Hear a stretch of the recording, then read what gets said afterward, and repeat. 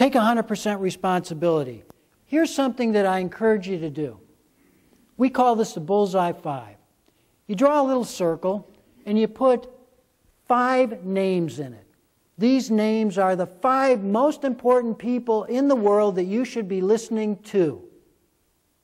You write their names in that Bullseye 5. And then after their name, you guess, how would they rate me as a listener? 0 to 100, 0 is the lowest score, 100 is the top. 0 to 100. And then you look at those numbers and you ask yourself, what does the number really mean? Because there are 2 outcomes of listening. You're either adding value or you're incurring a cost. There's no in between. I do this frequently with executives, and in November I was working with a group of folks, and at the end of the day we debriefed the whole session. There were 80 people in this organization. And then we asked for folks to share what's the most important thing that you're going to do with this information. Accountability, right? And the president gets up first.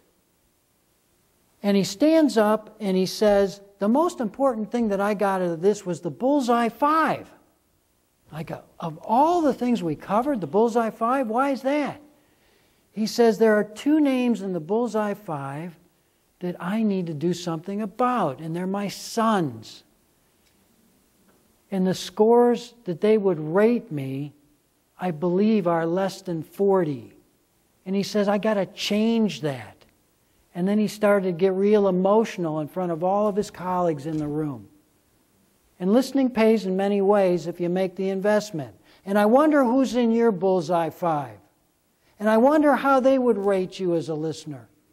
And if it's less than 90, I encourage you to do some work this year on the people that mean the most to you.